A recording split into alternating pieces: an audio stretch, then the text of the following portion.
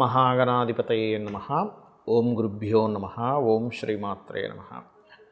పరమేశ్వర స్వరూపమైనటువంటి జ్యోతిష, వాస్తు మరియు ఇతర అనేకమైనటువంటి శాస్త్రములను మనకు అందించినటువంటి మహర్షులకి నమస్కారం. అరుణాం కరుణాతరంగితాక్షీం ధృతపాశాంకుశపుష్పబాణచాపాం అనిమాదిభిరావృతాం మయూకైః అహమిత్యేవ విభావయే భవానీం. శ్రీమాత్రే నమః. మనం ఈరోజు ప్రతి ఒక్కరికి కూడా వాళ్ళ లైఫ్లో నేను ఒక గొప్ప స్టేజ్కి వెళ్తానా లేదా, కొన్ని కోట్లు సంపాదిస్తానా లేదా, ఒక మంచి పేరు ప్రఖ్యాతలు తెచ్చుకుంటానా లేదా అనేటువంటి ఒక ఆశ ప్రతి ఒక్కరికి ఉంటుంది, ఉండాలి కూడా. అయితే అది ఏ గ్రహాల వల్ల ఏర్పడుతుంది? 12 లగ్నాల్లో మీరు మేషం నుంచి మీన లగ్నంలో, మీది ఏ లగ్నమైనా, లగ్నం తెలియదు, కొంచెం రాశి వరకు, అది సెకండ్ ఆప్షన్ రాశి అనేటువంటి చూసుకుంటే కనుక మీకు ఏ గ్రహం బలంగా ఉంటే రాజయోగాన్ని ఇస్తుంది, ఏ గ్రహ బలం వల్ల మీరు ఏ రంగాల్లోకి వెళ్ళగలుగుతారు అనేటువంటి విషయం కనుక సీక్రెట్ కనుక తెలుసుకోగలిగితే ఖచ్చితంగా మీరు కోటీశ్వరులు అవుతారు. అందులో ఎటువంటి సంబంధం లేదు. అది పెద్ద విషయం కాదు. మనం ఏ రూట్లో వెళ్ళగలగాలి, మనకు రూట్ తెలియాలి. ఇప్పుడు కూడా తిరుపతికి వెళ్తున్నాము, ఈ రూట్లో వెళ్తే వస్తుందండి అంటే వస్తుంది, లేదు రివర్స్లో వెళ్తుంటే ఎంతకాలం మనం ప్రయాణం చేసినా ఎలా అయితే రాదో, మన జీవితంలో కూడా మన జన్మజాతకంలో మనకి ధనాన్ని ఇచ్చే గ్రహం ఎవరు అనేది తీసుకోవాలి. ఆ రకంగా ఒకవేళ ఆ గ్రహం కనుక అంత బలంగా లేదు, మనకు యోగకారకమైన గ్రహం బలంగా లేదు, అలాంటప్పుడు ఎటువంటి పరిహారాలు చేసుకోవాలి, చిన్న చిన్నవి మంత్రంతోనో దానంతోనో గోసేవతోనో ఎలా చేసుకోవాలనేటువంటిది వీడియో ఎండింగ్ వరకు చెప్తాను. కాబట్టి వీడియో ఎండింగ్ వరకు చూడండి. అయితే ఈ విషయాలు చెప్తుంది నేనైనప్పటికీ కూడా చెప్పిస్తుంది సాక్షాత్ లలిత అమ్మవారిగా భావిస్తూ ఒక్కొక్క లగ్నం గురించి తెలుసుకుందాం. మిథున లగ్నము, మిథున రాశి. మిథునం వారికి కనుక చూసుకున్నట్లయితే ఇక్కడ లగ్నాధిపతి బుధుడై మిథునంలో ఎవరైతే ఆ లగ్న సంబంధంగా జన్మించిన వారై ఉంటారో వారికి ఖచ్చితంగా ఉండే ఫలితం ఏమిటి అంటే వాళ్ళ తెలివితేటలు అద్భుతంగా ఉంటాయి, లాజికల్గా బాగా ఆలోచిస్తారు. అయితే ఇక్కడ మీరు ధనాన్ని ఇచ్చే గ్రహం ఎవరు అని తీసుకోవాలి. మీ చంద్రుడు, మీ యొక్క చంద్రుడు ఎలా ఉన్నాడు? వీక్గా ఉన్నాడండి, ఎంత మనం పోరాడుతున్నా ధనం అనేటువంటిది రాదు. బికాజ్ ఆఫ్ కొంతమందికి ఆ చంద్రుడు రాహుకేతు యాక్సెస్లో పడతాడు, రాహుకేతు యాక్సెస్లో. అలాగే మరొక విషయం ఏంటంటే ఇక్కడ లగ్న పంచమ భాగ్యాధిపతులు శుక్రుడు, బుధుడు, శని అవుతారు వృషభ లగ్నానికి. అంటే ఈ 3 గ్రహాలు ముఖ్యంగా ఎలా ఉన్నాయి మీ జన్మజాతకంలో? బుధుడు ఎలా ఉన్నాడు? బుధుడు బాగుంటే ల్యాండ్స్ మూలంగా కలిసి వస్తుంది. శుక్రుడు బాగుంటే విదేశాలకు వెళ్ళడం వల్ల కలిసి వస్తుంది, కోటీశ్వరులు అవుతారు. శని బాగుంటే దాన్ని రీసెర్చ్ చేయడం వల్ల, మాస్టర్స్ ఏదైనా ఒక దాంట్లో ఒక మంచి గొప్ప రీసెర్చ్ చేయడం వల్ల కలిసి వస్తూ ఉంటుంది. అయితే ఇది మరలా మీ జన్మజాతకంలో ప్లేస్మెంట్ ఆస్పెక్ట్ కంజంక్షన్ ఏ గ్రహం బలంగా ఉందో చూసుకోవాలి, ఏ ప్లానెట్ బలంగా ఉందో చూసుకొని దాని ద్వారా వచ్చేటువంటి ఫలితాలు ఉంటూ ఉంటాయి. ఇప్పుడు మీకు చంద్రుడు బాగున్నాడు, బలంగా ఉన్నాడు, food related, transport related, travelings, వీటి వల్ల డబ్బులు వస్తాయి, ట్రాన్స్పోర్టేషన్స్ పెట్టుకోవడం వల్ల అట్లాంటివి.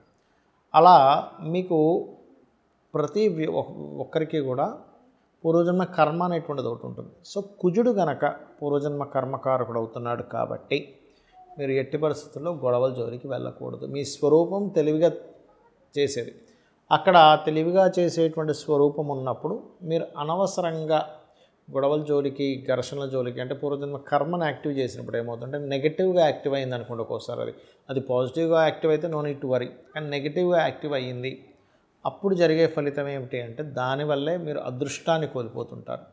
కాబట్టి ఎట్టి పరిస్థితుల్లో మిథున లగ్నం వారు ఈ జాగ్రత్తలు తీసుకోండి. మరియు కాస్త గోవులు క్యారెట్స్ తినిపిస్తూ ఉండండి. ఎక్కువగా లలితాం అమ్మవారి యొక్క ఆరాధన ఎక్కువగా చేయండి.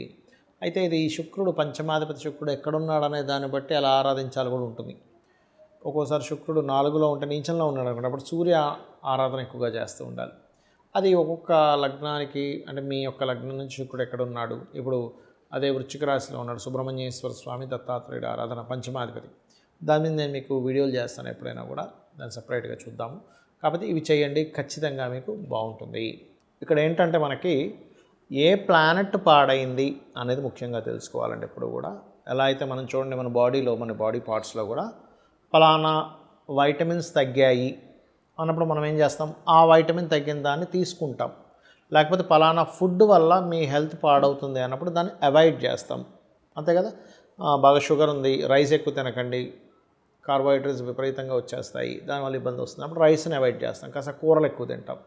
అలాగే మనకి కూడా జన్మజాతకంలో ఏ ప్లానెట్ మనకి యోగకారకమో ఆ ప్లానెట్ని ఇంకో ప్లానెట్ పాడు చేస్తున్నప్పుడు నవగ్రహాలకు కూడా ఆ శక్తి ఉంటుందండి. గొప్ప వ్యక్తిని చేసే శక్తి ఉంటుంది, మనకి ఇబ్బంది పెట్టే శక్తి ఉంటుంది. అంటే ఏమిటి, అవేవో మన మీద పనిగట్టుకొని కోపంతోనో ద్వేషంతోనో చేస్తున్నటువంటిది కాదు. మన పూర్వజన్మ కర్మే ఆ రూపంలో ఖచ్చితంగా వచ్చి మనల్ని ఆ రకంగా రూల్ చేస్తూ ఉంటుంది. అప్పుడు మరి ఉదాహరణకి రవి పాడయ్యాడు మీ జన్మజాతకంలో, కానీ యోగకారకుడు లేదా శత్రువై పాడయ్యాడు. అలాంటప్పుడు చేయవలసిన రెమెడీ ఏమిటి అంటే సూర్య నమస్కారాలు చేసుకోవడము, గోధుమలు 1 కేజీంబావు గోధుమలు, ప్రతిదానికి కూడా కేజీంబావే గుర్తుపెట్టుకోండి, గోధుమలు దానంగా ఇవ్వడము, అలాగే ఆదివారం నాడు ఇవ్వడం, దాంతోపాటు రెడ్ కలర్ క్లాత్ ఇవ్వండి, ప్లస్ గోధుమ రవ్వ గోవుకు తినిపించండి, సూర్య నమస్కారాలు చేసుకోండి. అప్పుడు మీకు అంటే మీ జన్మజాతకంలో రవి వీక్గా ఉన్నాడు, రవి వల్లే మాకు ఇలా అవుతుంది అన్నప్పుడు తండ్రిని నమస్కరించుకోవడము, తండ్రి పాదాలకు నమస్కరించుకోవడం చేస్తూ ఉండాలి. అధికారులతో గొడవలు పెట్టుకోకూడదు, ఎందుకంటే వీక్గా ఉండే ప్లానెట్ వల్ల ఇబ్బంది వస్తూ ఉంటుంది. ఇక చంద్రుడు వీక్గా ఉన్నాడు, మీకు మెడిటేషన్ ఎక్కువగా చేస్తుండాలి, నదీ స్నానాలు ఎక్కువగా చేస్తుండాలి. ముఖ్యంగా స్నానం చేసేటప్పుడు గంగేచ యమునేచ గోదావరి అని ఒక శ్లోకం ఉంటుంది మనకి, లేదా గంగా నది గంగే అనుకుని స్నానం చేసినా కూడా మీరు ఎప్పుడైతే వాటర్ని ఒక దేవతా స్వరూపంగా చూస్తారో అది ఆటోమేటిక్గా మీకు చంద్రదోషం పోతుంది. మాతృమూర్తికి అంటే తల్లిగారికి రోజు నమస్కరించుకోవడం చేస్తుండాలి, వాయువ్య దోషం ఇంట్లో లేకుండా చూసుకుంటుండాలి, బియ్యము దానంగా ఇస్తుండాలి విత్ వైట్ కలర్ క్లాత్తో పాటు. అదేవిధంగా గోవులకు ముల్లంగి తినిపిస్తూ ఉండండి, లేదా కీర లాంటిది. ఇక కుజుడు పాడయ్యాడు, ఏమవుతుందంటే సర్వసాధారణంగా కుజుడు గనక ఎఫ్లిక్షన్ ఇచ్చేటప్పుడు భూములు, అన్నదమ్ములు, గొడవల వల్ల ఇస్తూ ఉంటాడు. రవి అయితేనేమో అధికారము, చంద్రుడైతే మానసికంగా తల్లి, అక్క, ఈ వరుస వాళ్ళతో లేదా ప్రయాణాలు ఇస్తాడు. అయితే కుజుడు పాడయ్యాడు మీ జన్మజాతకంలో, ఆ ప్లానెట్ వల్లే మీరు కోటీశ్వర్లు అవ్వాల్సింది ఆగిపోతుంది. అప్పుడు చేయవలసింది ఏంటంటే కందులు దానంగా ఇవ్వడం, రెడ్ కలర్ క్లాత్, స్కందుడిని ఆరాధించడం, ఎక్కువగా సుబ్రహ్మణ్యేశ్వర స్వామిని ఆరాధించడము, గొడవల జోలికి వెళ్లకుండా ఉంటే చాలండి. ఎందుకంటే ఆ రూట్లోనే మీకు ఇబ్బంది ఇస్తుంది అన్నప్పుడు చిన్న ఉదాహరణ, ఒక కర్వ్ ఉంది, స్పీడ్గా వెళ్తేనే పడతాడు అన్నప్పుడు ఏం చేస్తాం, స్పీడ్గా వెళ్ళాం అక్కడ ఆ కర్వ్ దగ్గర. చిన్న లాజిక్, మరొక ఏం లేదు, స్లోగా వెళ్తే కర్వ్ తిరిగిపోతాం, యాక్సిడెంట్ అవ్వదు. అలాగే కుజగ్రహం పాడైనప్పుడు ల్యాండ్స్ కొనేటప్పుడు జాగ్రత్తగా ఉండాలి, ఎందుకంటే ల్యాండ్స్లో ఇరుక్కుపోతారు ఇక్కడ వీళ్ళు, కుజుడు బుధుడు ఎవరు పాడైనా కూడా. అలాగే అదేవిధంగా మీకు గొడవలు, ముఖ్యంగా డిపార్ట్మెంట్ వాళ్ళతో, పోలీసులతోని, యంగ్స్టర్స్తో అనవసరం గొడవలు పెట్టుకోకూడదు. గోవుకి క్యారెట్స్ తినిపించడము, సుబ్రహ్మణ్యేశ్వర స్వామి ఆరాధన, లేదా నిద్ర లేస్తూనే ఓం స్కందాయ నమః అని నామస్మరణ చేయడం. ఎప్పుడైనా గుర్తుపెట్టుకోండి, ఏదైనా ఒక ప్లానెట్ బాగాలేనప్పుడు ఆ రోజుల్లో మీరు ఏది మంగళవారం కుజుడు అంటే ఏది ఇంపార్టెంట్ ఏవి స్టార్ట్ చేయకూడదు. ఇక బుధగ్రహం పాడైంది, మీకు స్పాయిల్ అయింది, అప్పుడు చేయవలసింది ఏంటంటే విష్ణు సహస్రనామాలు వింటూ ఉండాలి, శ్రవణం పఠనం ఏదైనా చేయొచ్చు, గోవులకి గోంగూర తినిపించడము, బంధువర్గం వారితో ఒక్కోసారి మనకు తెలియకుండానే కొన్నిసార్లు చాలామంది తెలియక అది ఒక అలవాటు అయిపోతుంది, అక్కడ మాటలు ఇక్కడ మాటలు అక్కడ వినడం, అవునా అనుకొని మనం రియాక్ట్ అవ్వడం, ఇవి చేయకూడదు. బికాజ్ ఆఫ్ కమ్యూనికేషన్స్ కారకుడు, ఆ కమ్యూనికేషన్స్ వల్లే ఇబ్బందులు వస్తాయి. సో ఇది. అండ్ వ్యాపార సంబంధించిన విషయాలు తొందరపడి చేయడం, ఇవి జాగ్రత్తలు తీసుకోవాలి, పెసలు దానంగా ఇస్తూ ఉండాలి. ఇక గురుగ్రహం పాడైంది మీ జన్మజాతకంలో, అప్పుడు ఏమిటి అని చెప్పి చూసుకున్నట్లయితే గురువు ప్రధానంగా ఇక్కడ గురుగ్రహం పాడైనప్పుడు మిస్గైడింగ్స్ ఎక్కువగా జరుగుతూ ఉంటాయి. అలాంటప్పుడు సరైన గైడింగ్ మనం తీసుకుంటున్నామా లేదా అనేటువంటిది ఒక జాగ్రత్త తీసుకుంటూ, మీకు దగ్గరలో ఆలయాలు ఉన్నట్లయితే అక్కడ మీరు పసుపు, గంధము ఆ ఆలయాల్లో దేవతా సంబంధించిన కైంకర్యాలకు వాడుకోవడానికని మీరు భక్తి శ్రద్ధలతో ఇవ్వడము, గురువులకు నమస్కరించుకోవడము. ఎందుకంటే గురువు పాడైతే కనుక ఏమవుతుందంటే గురువుల ద్వారానే, అంటే గైడింగ్ చేసేవాళ్ళే సరిగ్గా చేయరు, ఇది ప్రధానంగా తీసుకోవాలి. అదేవిధంగా మరొక విషయం ఏంటంటే ఈ గురువారాలు ఇంపార్టెంట్ డెసిషన్స్ తీసుకోకూడదు, గోవులకి అరటికాయలు తినిపించడం గురువారం చేస్తూ ఉండాలి, ఇది ప్రధానంగా తీసుకోవాలి.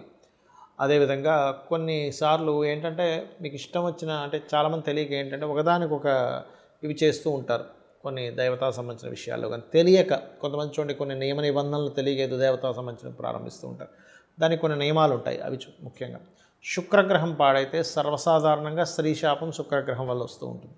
అంటే ఏమిటి, మీరు పూర్వజన్మల్లో స్త్రీకి ఎవరికైనా ఇబ్బంది పెట్టడం వల్ల ఈ రూపంలో, స్త్రీ రూపంలో వస్తుంది ఇక్కడ. అలాంటప్పుడు వీలైనంత మట్టుకు వారితో మర్యాదగా వ్యవహరించడమే ఉత్తమమైనటువంటి రెమెడీ, అంతకుమించి మరొకటి ఏమీ లేదు. అంటే ఇవన్నీ నేను మీకు ఎందుకు చెప్తున్నా అంటే మనిషి ఎందులో ఇరుక్కుంటాడు, ఏ ప్లానెట్ వాళ్ళు, ఇది తెలుసుకుంటే చాలు మనం గొప్పవాళ్ళం అవడానికి. అలాగే మరొక విషయం ఏంటంటే ఈ శుక్రగ్రహం మీకు మంచి ఫలితాలు ఇవ్వాలంటే శ్రీమాత్రే నమః అనే మంత్రానికి మించింది మరొకటి లేదు. అలాగే శుక్రవారాలు, శుక్రుడు పాడయ్యాడు, షష్టాష్టకాల్లో ఉన్నాడు, లేకపోతే పాపగ్రహాలతో కలిసి ఉన్నాడు, ఎటువంటి ఇంపార్టెంట్ డెసిషన్స్ కానీ ఏవి కూడా శుక్రవారం తీసుకోకండి. శ్రీమాత్రే నమః మంత్రము, విష్ణు లలితా సహస్రనామాలు చదవడము, గోవులకి 3 చపాతీలు తేనె పూసిన నూనె వేయకుండా కాల్చిన చపాతీలు 3 చపాతీలు తినిపిస్తూ ఓం సంపత్కరీ సమారూఢ సింధుర వ్రజ సేవితాయ నమః చేస్తూ ఉండండి. ఇక శని అంటే సహజంగా రోగానికి కారకుడు, లేట్ అవ్వడము, అన్నీ కొంచెం అవమానాలు పడడం జరుగుతూ ఉంటాయి. బాగుంటే ఆయనే గొప్ప వరాన్ని ఇచ్చినట్టుగా అన్ని అద్భుతంగా కొన్ని తరాలు సరిపోయేంత దానాన్ని కూడా ఆయన ఇస్తాడు, ఆస్తుల్ని. కానీ నూనె దానంగా ఇవ్వండి. శని మీకు వీక్గా ఉన్నాడంటే నూనె దానంగా ఇవ్వడం, గోవులకు బెల్లం తినిపించడం, నువ్వులు దానంగా ఇవ్వడం, శుక్రుడికి అయితే బొబ్బర్లు దానంగా ఇవ్వడం, ఇవి చేయండి. అలాగే విత్ బ్లూ కలర్ క్లాత్తో. ఇక రాహుకేతువులు కనుక అయ్యారంటే, రాహువు ముఖ్యంగా ఏంటంటే మీకు ఇల్యూజన్, అంటే ఏదో జరిగిపోతుందని ఒక భయాన్ని క్రియేట్ చేస్తాడు. కేతు ఏంటంటే నాకేం అవసరం లేదనేటువంటి ఒక రకమైన స్థితికి తీసుకెళ్ళిపోతాడు. అంటే నాకేమీ అక్కర్లేదు, నాకేం పట్టట్లేదు అనేటట్టుగా. అంటే ఇది వైరాగ్యము అండ్ మోసపోవడానికి రాహు కూడా కారకుడవుతాడు. కాబట్టి మీరు రాహుగ్రహం బాగా వీక్గా ఉంది, ఇబ్బంది పడుతున్నాము అన్నప్పుడు మీరు చేయవలసింది ఏంటంటే దుర్గా ఆరాధన, మినుములు దానంగా ఇవ్వడం. కేతు వీక్గా ఉన్నాడు అన్నప్పుడు గణపతి ఆరాధన, ఉలవలు దానంగా ఇవ్వడం చేయండి. ఉలవలతో మల్టీ కలర్ క్లాత్, మినుములతో సిమెంట్ కలర్ క్లాత్ దానంగా ఇవ్వండి. ఖచ్చితంగా ఇది చేయడం వల్ల రాహు తాతగారిని ఎక్కువగా నమస్కరించుకుంటూ ఉండాలి. కేతు అయితే అమ్మమ్మని నానమ్మని ఎక్కువ నమస్కరించుకుంటూ ఉంటే వాళ్ళ బ్లెస్సింగ్స్తో మీకు ఉండేటువంటి దోషాలు పోతాయి. అమ్మవారి అనుగ్రహం కూడా మీకు కలుగుతుంది. శ్రీమాత్రే నమః.